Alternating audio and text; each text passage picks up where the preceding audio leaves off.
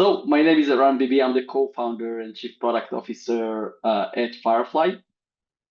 I'm 20 years in the industry, engineering, infrastructure, sysadmin, and in the past 10 years, since 2012, I'm focusing on cloud practices like DevOps, SRE, platform engineering, and almost 4 years ago, we founded Firefly to help cloud teams to manage their cloud in a more efficient way. Before that, I was the head of DevOps and SaaS platform at a startup company called Aqua Security. And in general, I really love to learn new technology and explain them to others. In this session, I will be talking about a case study that was written by Eliran Bivas. Unfortunately, he's not able to join me to co-host this webinar, but I will talk on his behalf. Eliran is a tech junkie, he's a thought leader, and also is serving as the platform architect at the platform engineering team at AppsFlyer. So a bit about AppsFlyer. AppsFlyer, it's a market leader in the mobile attribution industry. Is the one of the most successful innovative companies came out of the Israeli tech industry. And as you can see in this slide, the results are really outstanding. They are facing a very complex cloud infrastructure with a lot of challenges.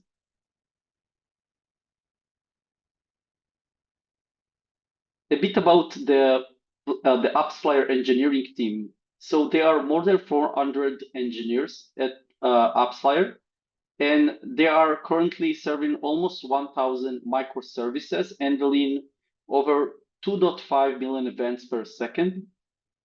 And as for the cloud footprint, they have approximately 250,000 cloud resources scattered across multi-cloud landscape with multiple services.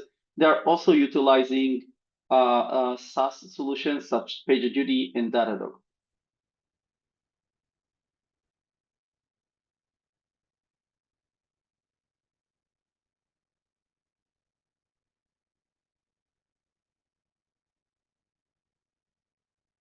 So what you see here in this picture is Reshef Man. This is the CTO of AppsFlyer. He was studying on in front of all the engineering team and basically said to them, "You are an amazing team. We were able to accomplish so many achievements, but something is not working as expected. It becomes very difficult to push new resources and new features into production." And he basically said, this is the point of time where AppsFlyer need to introduce a new way of delivery of deliver software.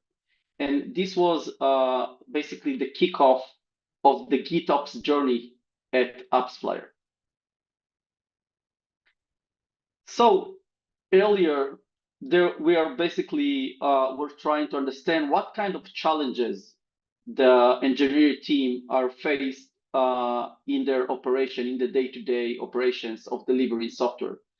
And we understand there is a lot of unknowns.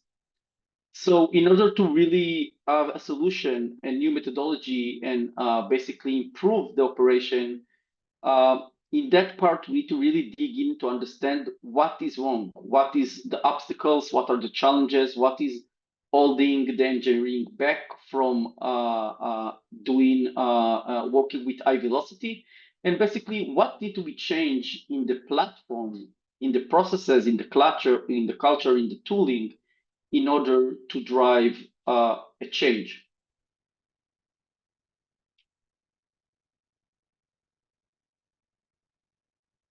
And as you can see, the portion of the platform engineering group at AppsFlyer is very small as compared to the entire engineering team.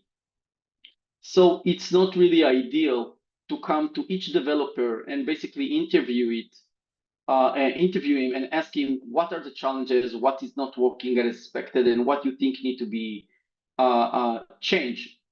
And all of the developers in AppsFlyer are basically the internal customers of the platform engineering group. So there is a kind of relationship between the platform engineering and the engineering itself, that they are expecting to get service out of the platform engineering group. So what is the right way to collect feedback and make sure that we can drive a change in order to have all of the developers getting what they need in order to deploy in faster velocity and with high confidence?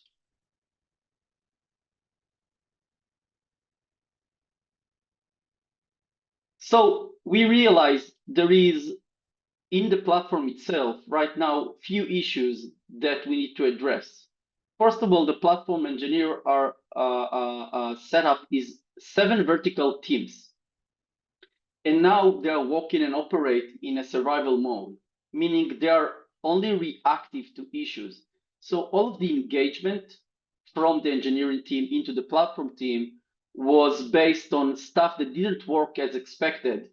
So they were opening tickets and expecting the platform team to address the issues. And there is a lot of knowledge silos, knowledge gaps. It was very hard to maintain alignment between across all of the engineering teams. And it was really difficult to get the feedback, to get something that is simple to change, but will affect and provide value to all other teams.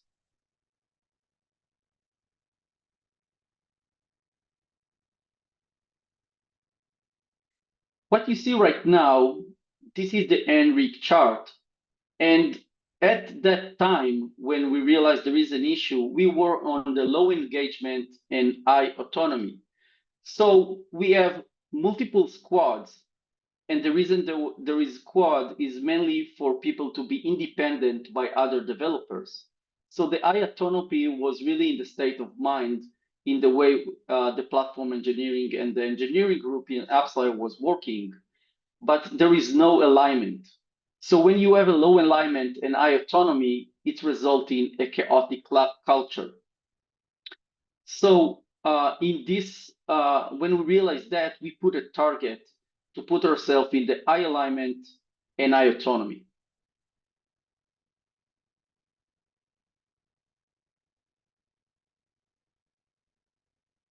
So this is basically the start of the journey of the change. So first of all, we would like to tackle the developer experience. We know to really understand what are the daily activities of the developers, what they are doing, and what they are experiencing in the day-to-day, and what are the obstacles that preventing them from moving faster. So in order to do that, we introduce the champions. So the champions was a selected developers from each feature team, and this champion was setting with a bi-weekly meeting with the platform engineering team, with the main value of providing continuously feedback. So that champion was the one person that in his technical skills was more suitable for understanding infrastructure and cloud complexity, cloud native technology. So we were able to find the right people within the right feature teams that will have the very good profile of being a platform engineering champion.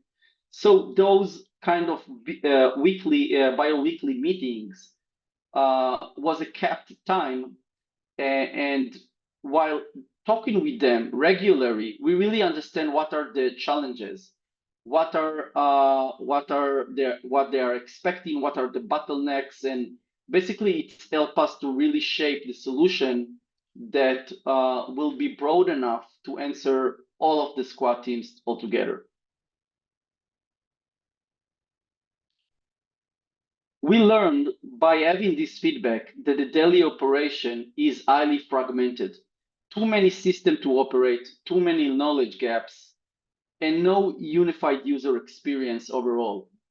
For example, to push code to main and get it running into an environment, it took 7 different systems that the developer need to operate to make it possible.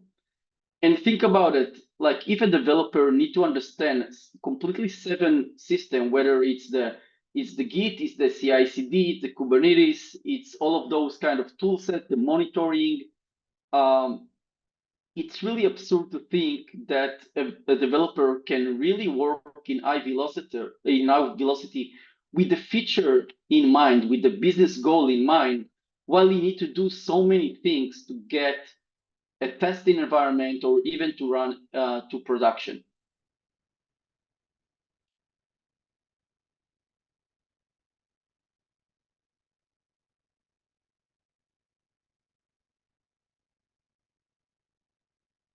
Also, and of course, I apologize for the delay. Also, the developers' autonomy, where we thought we'll be getting by working with Squad, was really not as we expected. So the platform became a bottleneck for the developers because when there was a knowledge gap or an issue, something with one of those seven utilities was broken, they need to ask the platform engineering team to fix and wait while they're doing that. So the structure is really allowing autonomy, but because of the dependency of the tools and knowledge of the platform really a bottleneck. And it's also prevent the feature team to provide a valid time estimation for when the feature will be able to get live. Because when they are calculating the time it took them to really code in that feature, they don't know whether they need to wait for the platform team to provide infrastructure, to provide environment, to address issues that happen along the way. And this is really causing an issue when you're trying to forecast and plan all of the feature going ahead.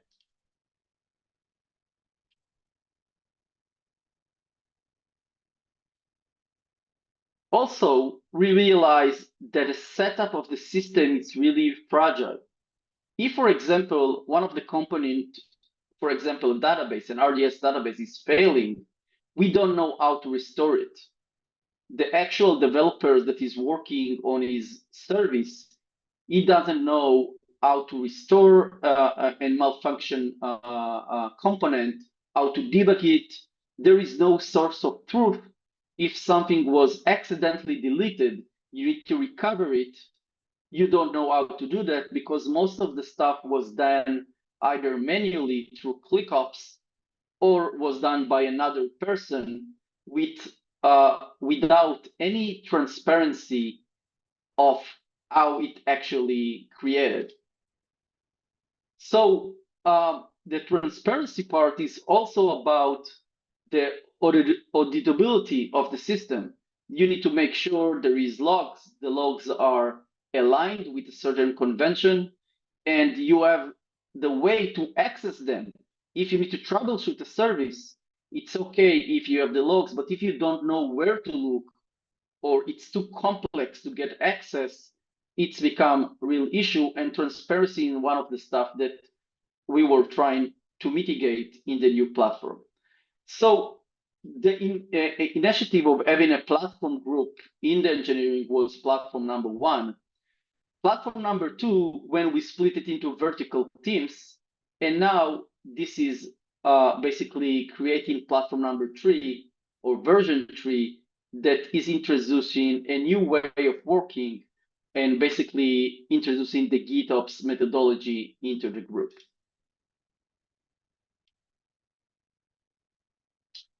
So we start with creating the cloud native topics. And a topic is the same as a guild if you understand the Spotify model.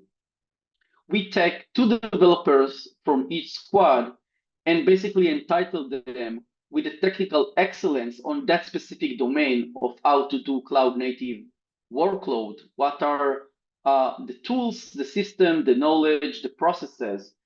We maintain a strong alignment between all of those cloud native topics across all of the squads. And this is also increased the autonomy because we are basically having the knowledge transfer to those teams and reducing the dependency of the knowledge for the platform engineering team. This is increasing the impact, the creativity, and of course, the growth. We also learning from industry best practice and thought leaders. So this is an example of a great book, Cloud Native Infrastructure. We were trying to learn what is really the definition of cloud native infrastructure. If I put in a VM on an AWS, is that a cloud native infrastructure? I guess not. So while learning from experts, reading books, and really trying to understand what is the market definition, we were finding ourselves really surprised that we understand that we are completely way out of how we were thinking that we are walking. Nothing was described properly in IAC. For example, our coverage of infrastructure as code was very low. And to be honest, we didn't even know what is the coverage of infrastructure as code because everything was done differently across other teams. Some teams use CLI commands, some teams use scripts, Boto3, Python with the SDK of AWS. Some of the teams use the ClickOps using the AWS console, and there was no guardrails. We didn't use CI/CD as much as needed for provisioning new services and infrastructure, and it was really fragmented and all over the place. Too many internal tools and scripting because we were highly investing in those instead of buying stuff or using open source tooling. And it's really about a mindset of building our own stuff and not being comply to community standards. So what's doing next is starting for shopping for a solution. So we would like to have everything that is possible off the shelf, and where we are going to the supermarket with our shopping cart, that specific supermarket is the CNCF landscape. You can see there is hundreds of solutions out there. So shopping for a technology and a solution when you know that you need to solve few pains, it's not an easy process. We invest almost 4 months of checking and POCs tools. We would like to make sure that we are choosing Kubernetes because it's better than HashiCorp Nomad, for example. Or when we are going to GitOps, we need to either go with Argo or Flux. For IAC, it's either Terraform, Pulumi, or even Crossplane. All of those, it's not just theoretically. We need to actually hands-on checking them and really invest the time for creating those labs and creating those use cases to make sure the right solution will be chosen for us, for the right need, for our scale, for our expertise, and factor in all of the stuff that we need for the future growth of the platform.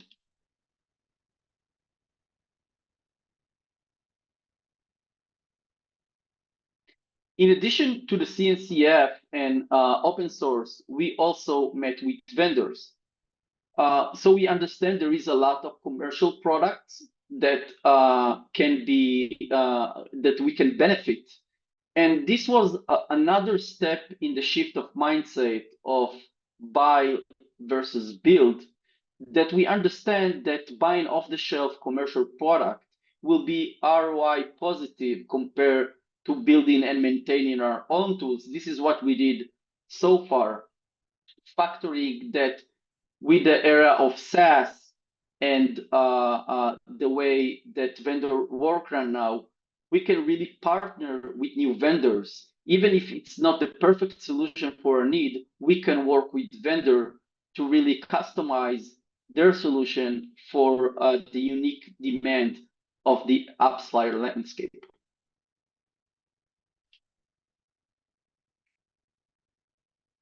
So we came up with 6 main principles for how platform version 3 will look like. We would like to have an intuitive solution, very easy to use, very easy to onboard, a single source of truth, one place to really understand what is running right now. Everybody can exit it, will be very transparent.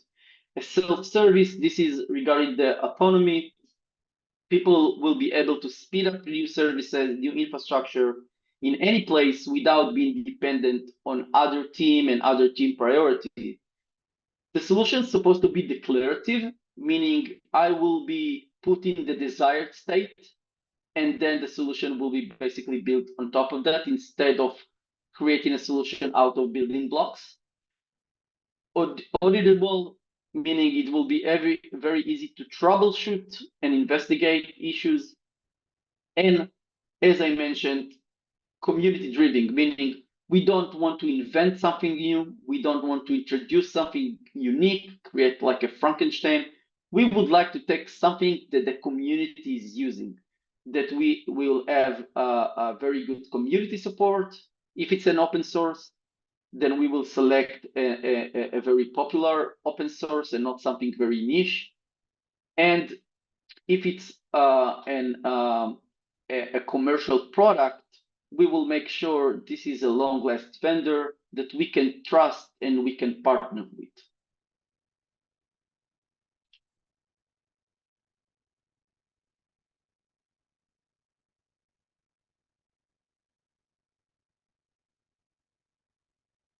So for that, we understand that that GitOps, the methodology of GitOps, is basically answering most of our needs. It's declarative, it's versioned and immutable, everything is in Git. If you're using GitOps correctly, you are getting everything pulled automatically without using different tools for completing a workflow, and it's continuously reconciled. So Git in a nutshell, for anyone that doesn't familiar with it, it's a methodology that says that everything that is described in Git is basically reconciled into the actual deployment state. And for implementing Git, you need a component, for example, an operator that will make sure to reconcile the state of Git into the actual deployment. The actual deployment can be a Kubernetes cluster, it can be a cloud resource, it can be even a configuration on a third party. But in any case, it's putting the Git as the center of the operation, and it's very intuitive and friendly for developers that are using Git for the application code. So by onboarding GitOps, we basically have 50% of the principle already checked. We have the single source of truth, we have the declarative and the auditability, because everything is logged in the Git versioning.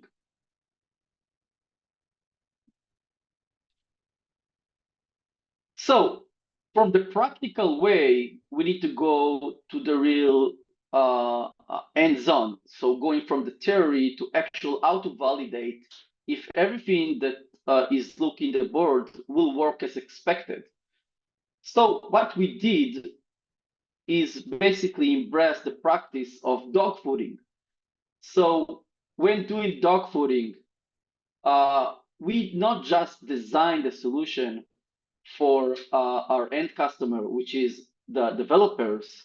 We basically build labs that mimic the work of the feature team and try all of the solutions that we suggested and making sure it's working end to end and really trying to mimic the day of operation of the developers.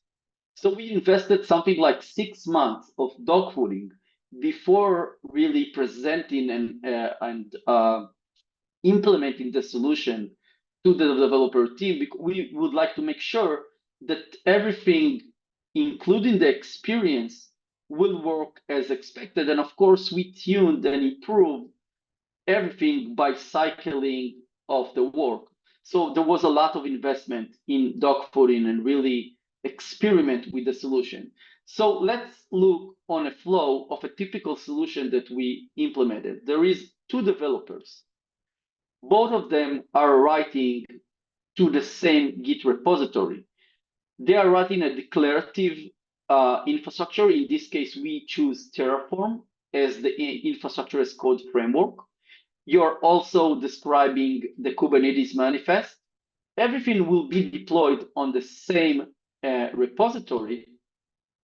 And we have a GitOps operator that is taking those changes and basically deploying them, reconciling them into the endpoint. And the endpoint can be either a cloud in a multi-cloud, AWS, Google Cloud. It can be a Kubernetes cluster. And it also can be a PagerDuty configuration, a Vault configuration, a Datadog configuration. So everything will be declared. So if a developer needs to do some change, it doesn't need to access any other facility rather than pushing his code into the branch.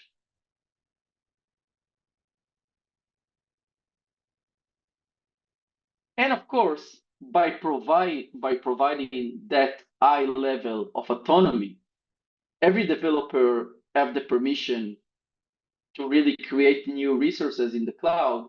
Is also getting a lot of responsibilities because he can do mistakes and misconfiguration. It's very common when deploying stuff into the cloud that can be not secured, that can be a wrong provisioning size. And of course, when doing and creating such automated flow, you need to make sure that you are putting guardrails and policy checks before deploying. So what we did, we basically implemented an open policy framework. As you can see here, excuse me, let me go back. So here you can see the logo of the open policy agent framework. This is a policy as code that is basically scanning all of the configuration and declarative manifest that is entering the Git before deployment. So if you are doing Terraform or Helm chart or any other type of declarative manifest, YAML for Kubernetes, the open policy agent is basically scanning for misconfiguration and other type of policies like compliance. And if there is an issue, it's comment back into the Git for the developer to fix it.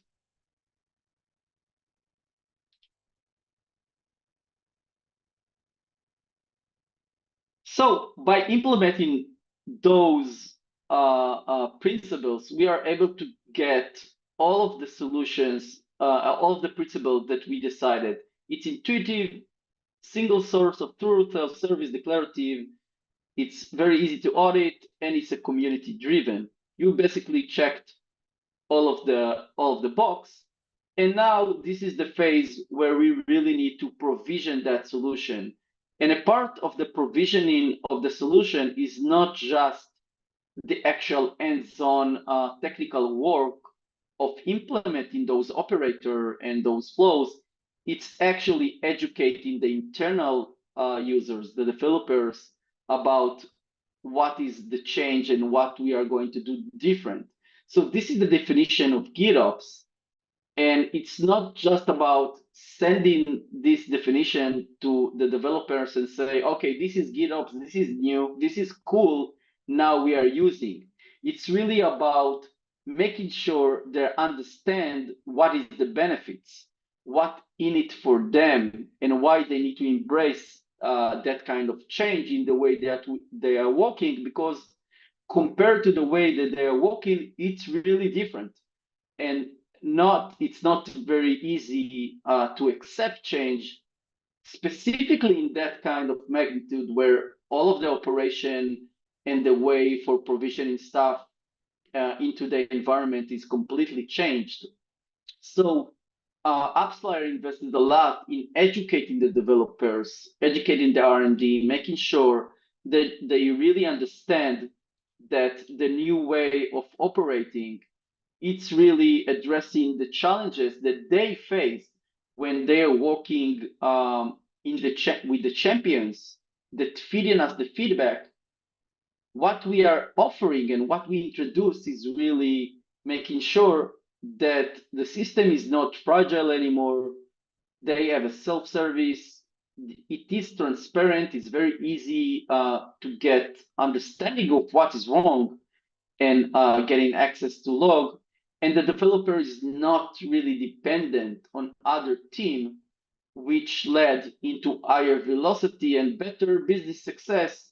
And of course, this is what everybody would like to get. So it seems like everybody's happy, but it's not quite like that because the initial response was a very cold response. People really have a hard time with change. They really challenge the way that we decided to do stuff. I think in the human nature, you are preferred the known, even though it's broken, uh, instead of adjusting yourself to new type of integration and new type of the way it's work. And this is one of the main challenges of driving the change, that the platform need to continuously educate. So in this case, they didn't back down, of course. They continue the cycles of meeting with the champions, getting new feedbacks, making sure to test them using the dog food in practice, and of course, investing with the cloud native topic, those guys that are sitting within the squad teams and really serve as the ambassadors of that kind of change. And of course, this is a continuously effort that is taking time, but it's really, really picking up. So if we are comparing from KPI perspective, where we are today compared to the old way of operating, we are up from 30% to 25 and even more of codifying resources in the cloud, meaning almost quarter of the cloud is now declared in IAC, stuff that were existing, that are sitting there for 10 years, that were accumulating for a long time. And of course, using tooling for accelerating this adoption of IAC. And of course, every stuff that is new service, greenfield, is almost 100% codified and declared with IAC because they are taking pre-made templates that and using a self-service flow that is originating with an IAC.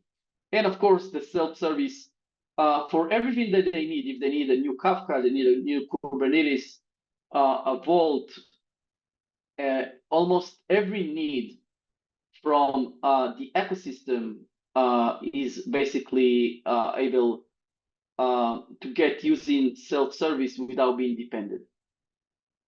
Overall, system is stable, provisioning time was reduced, and AppsFlyer contributed a lot of the work to the open source community to get other companies benefits from that kind of innovation.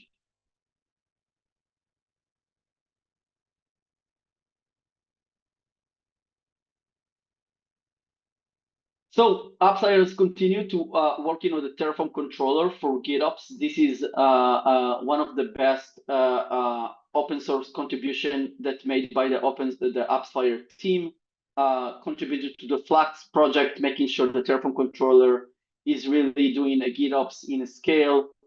And of course, drift detection, one of the main issues of day two using infrastructure, implementing solution to make sure a drift detection is working in high scale, and continue evaluating new vendors to make sure we are continue the journey of improving and implementing change in for the benefits of all the engineers. 。 . 。 。 . 。 . 。 . 。 . 。 . 。 . 。 . 。 . 。 . 。 . 。 。 . 。 . 。 . 。 . 。 . 。 . 。 . 。 . 。 . 。 . 。 . 。 . 。 . . 。 . 。